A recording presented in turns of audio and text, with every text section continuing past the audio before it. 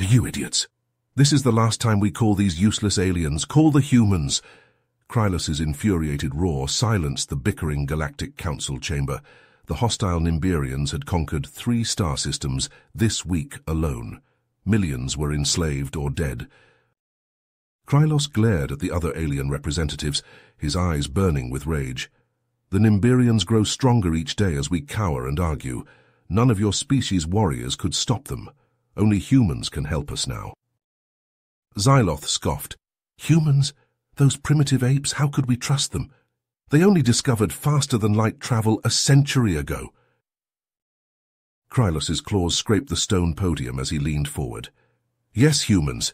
Did you forget how they obliterated the Swarm Armada? Or when one human, John Redheart, assassinated the Mad Emperor of Eridos? We need warriors like that. My people need them. Or would you rather see the Nimberians destroy us all? A grim silence fell over the chamber. One by one, the representatives lowered their heads in reluctant nods. They had no other choice. Krylos turned on his heel. Then it is decided. I will go to Earth myself to bring back our last hope against the Nimberians. May the stars have mercy on our souls if I fail, and may they have mercy on the Nimberians if the humans agree to fight. Krylos's ship touched down on the landing pad, kicking up dust. He stepped out blinking as his eyes adjusted to Earth's bright sun. A pair of armed guards in black body armor greeted him, motioning for him to follow. They led him through winding hallways inside a fortified compound before stopping at a metal door. "General Hawkins is waiting for you inside," one said gruffly. Krylos entered the Spartan office. A tall, muscular human with grey hair and a jagged scar on his cheek sat behind the desk. "I'm General Marcus Hawkins," he said, not bothering to stand. "I'll be blunt. Why should we help you now? Your Galactic Council never gave a damn about us before." Krylos swallowed. "I understand your skepticism, General, but the Nimberians are unlike anything we've ever faced. They've conquered 3 systems in a week. Millions are dead or enslaved. We're desperate." Hawkins leaned forward, clasping his hands. "I've read the reports. Seems like you aliens finally bit off more than you could chew.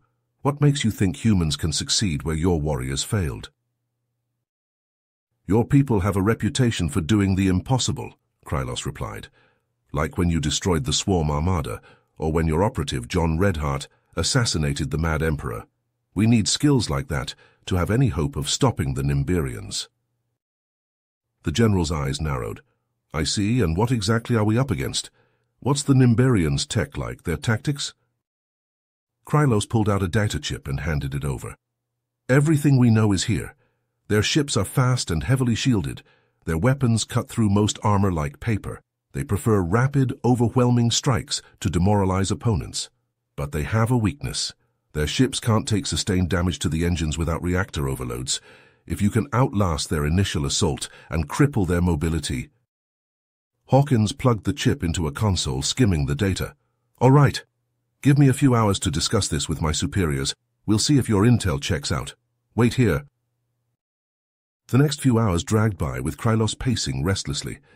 Finally, Hawkins returned, his face unreadable.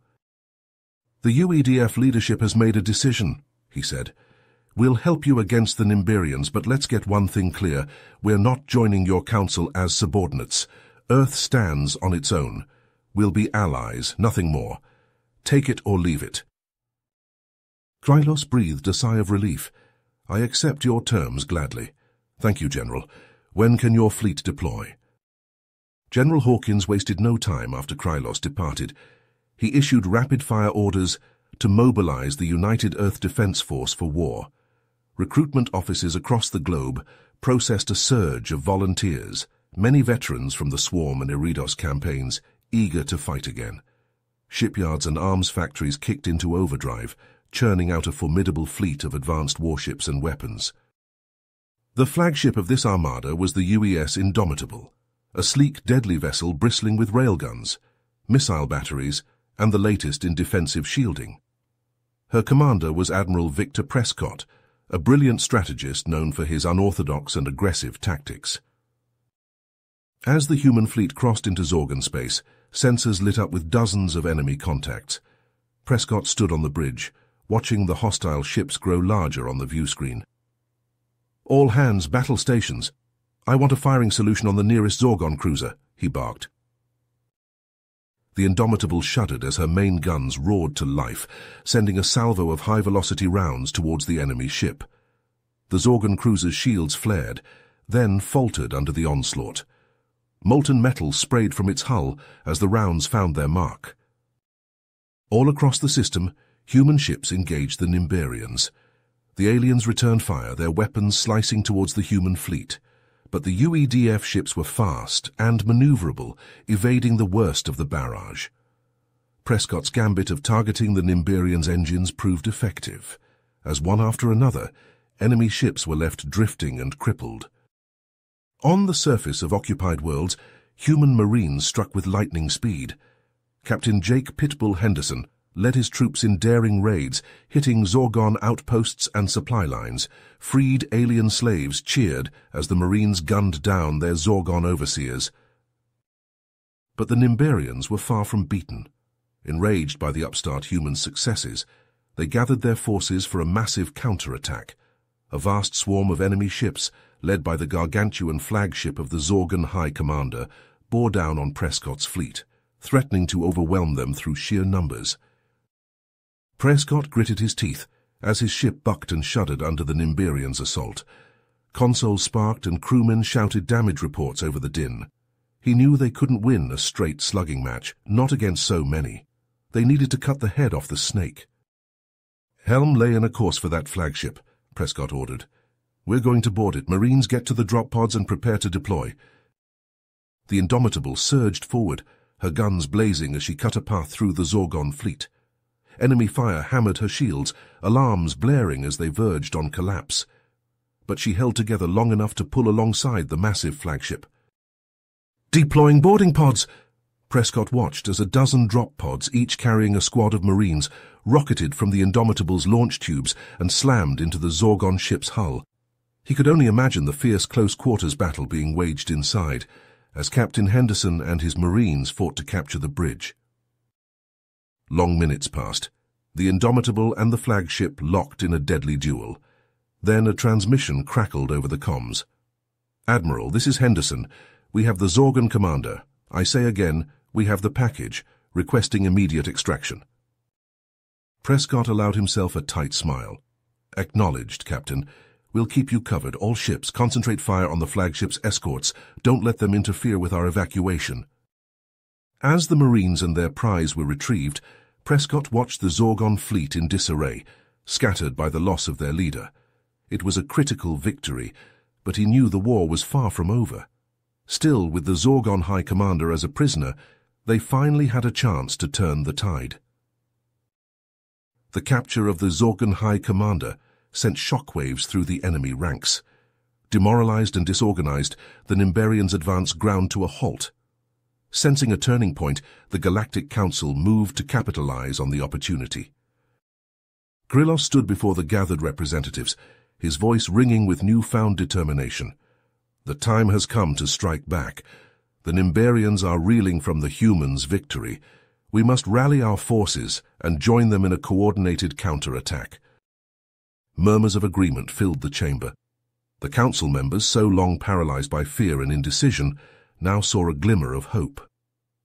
As one, they pledged their ships and soldiers to the cause.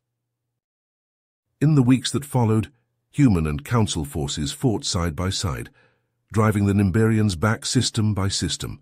The once unstoppable Zorgon war machine crumbled under the relentless onslaught. But even as the tide turned, tensions simmered beneath the surface.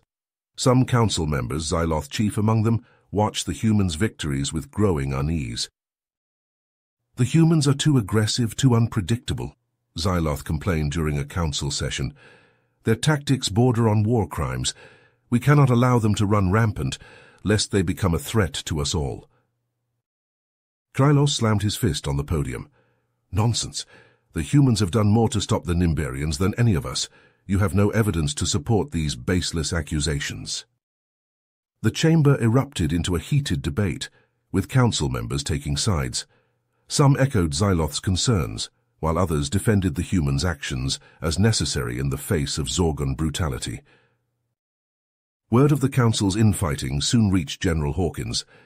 The battle-weary commander's face darkened as he read the reports. "Typical politicians," he growled. "We're out here bleeding and dying to save their sorry hides, and they have the gall to question our methods." Hawkins stormed into the council chamber, interrupting the arguments. "Let's get one thing straight," he barked. "My people are putting their lives on the line for your freedom. If you can't appreciate that, if you're going to keep undermining our efforts with your politicking, then we'll take our ships and go home. You can face the Nimbarians on your own." A stunned silence fell over the room. Krylos, seeing the alliance on the brink of collapse, quickly stepped in. "General Hawkins is right," he said, his tone conciliatory. "We cannot afford to be divided, not now. The humans have proven themselves invaluable allies. We must set aside our differences and focus on the true enemy." In the days that followed, Krylos worked tirelessly behind the scenes, meeting with council members one-on-one to smooth over the cracks in the alliance. Slowly, through a combination of diplomacy and sheer force of will, he managed to keep the fragile coalition together. The war raged on, the joint human and council forces scoring victory after victory. But even as they pushed the Nimbarians back, Krylos knew that the real battle lay ahead, not just against the enemy, but to maintain the unity that had brought them this far. The command center was a hive of activity as intelligence analysts pored over the latest reports. A sense of dread hung in the air, mixed with the acrid smell of burnt coffee and stale sweat. General Hawkins burst into the room, his face etched with grim determination. "What have we got?" he barked. A nervous analyst stood up, his hands trembling slightly. "Sir, our spies have uncovered a Zorgon plot. They've developed a new weapon, a planet killer. They're planning to test it on the Velos system, home to billions of civilians." Hawkins slammed his fist on the table. "Damn it, we have to stop them. What's the status of this weapon?" "It's being held in a heavily fortified facility on Zorgon Prime. The security is unlike anything we've seen before." The general turned to his communications officer. "Get me a line to the council now." The view screen flickered to life, revealing the faces of the council members. Krylos, looking haggard, spoke first. "General Hawkins, I assume you've heard the news." Hawkins nodded grimly. "We need to act fast. I propose an immediate strike on the Zorgon facility to destroy this weapon before they can use it." Xyloth scoffed. "A preemptive strike? That's an act of aggression. We should negotiate, try to find a peaceful solution." "Negotiate?" Hawkins's voice was cold. "With the Nimbarians? They've slaughtered millions. They won't stop until we make them." The council erupted into argument, voices overlapping in a cacophony of fear and indecision. Hawkins watched, his frustration mounting as precious time slipped away. Finally, he'd had enough. "To hell with this," he growled. "I won't stand by and watch another system burn while you bicker." He cut the transmission and turned to his officers. "We're going in with or without the council's blessing. Henderson?" Captain Jake Pitbull Henderson snapped to attention. "Sir?" "To assemble your best men. I'm authorizing a covert mission to infiltrate that Zorgon facility and blow that weapon to Kingdom Come." Henderson grinned, a feral gleam in his eye. "We'll get it done, sir. Those bastards won't know what hit 'em." As Henderson strode from the room, Hawkins turned back to the view screen, his jaw set with resolve. The council could debate all they wanted. The UEDF would do what needed to be done. The insertion was flawless. Henderson and his team, clad in state-of-the-art stealth armor, slipped past the Zorgon defenses like ghosts. They moved through the facility's corridors, planting explosives at key structural points. But as they neared the heart of the complex, all hell broke loose. Alarms blared and Zorgon soldiers poured into the halls, plasma rifles blazing. Henderson ducked behind a bulkhead, his gun spitting return fire. "They know we're here. We've got to move." The team fought their way deeper into the facility, leaving a trail of Zorgon dead in their wake. But the enemy kept coming, wave after wave of fanatical soldiers throwing themselves at the humans. Sergeant Ramirez, Henderson's second in command, took a plasma bolt to the chest. He crumpled, his armor smoking. Henderson dragged him to cover, but it was too late. Ramirez was gone. Grief and rage wrought on Henderson's face as he turned to his remaining men. "Push forward. We finish this. For Ramirez and every other poor bastard these aliens have butchered." They fought like demons, carving a path of destruction to the weapons control room. Henderson burst through the doors, guns blazing, and put a bullet through the head of every Zorgan inside. Panting, he holstered his weapon and approached the main console. The planet killer loomed on the viewscreen, a monstrous construction of metal and hate. Henderson pulled out his last block of explosives, arming it with steady hands. "Fire in the hole," he said softly, and tossed it into the heart of the machine. The team sprinted for the exit as the timer ticked down. They blasted their way back through the facility, fighting for every inch. Nimberians fell before them, but more kept coming, threatening to overwhelm them. Private Jennings, the rookie of the group, caught a plasma bolt in the leg. He stumbled and fell, his scream echoing over the comms. Henderson turned back, ready to haul the kid to his feet, but Jennings waved him off. "Go!" he yelled, gritting his teeth against the pain. "I'll hold them back." The captain hesitated for a split second, then nodded. "Give 'em hell, Jennings." As the rest of the team ran for the extraction point, the sound of Jennings' rifle faded behind them, swallowed by the roar of the explosion as the planet killer went up in a ball of flame. The Zorgon surrender came swiftly after that. With their last desperate gambit foiled, their will to fight evaporated. Across the galaxy, human and council forces accepted the enemy's capitulation, relief and joy tempered by the knowledge of the cost of victory. The Galactic Council convened to honor Earth's heroes, those who had sacrificed everything to save countless lives. Medals were awarded, praises sung, but to General Hawkins, it all rang a bit hollow. He stood before the assembled dignitaries, his voice ringing with conviction. "Let this be a lesson," he said. "Humanity may be new to the galactic stage, but we will never shy away from what needs to be done. When the innocent cry out for help, when tyrants threaten the peace, we will be there. Not for glory, not for reward, but because it's right." His eyes met Krylos's in the crowd, and a look of understanding passed between them. The road ahead would be long, and the scars of war would linger. But with humans and the Council standing together, united in common cause, there was no challenge they couldn't meet, no foe they couldn't vanquish. For now at least, the galaxy was at peace, and Earth would be ready when that peace was threatened again. You have reached the end of the story. If you enjoyed this story and want to support us, please leave a like and subscribe to our channel, and for every comment that says 88, I will heart every single one of them. Thank you for your time.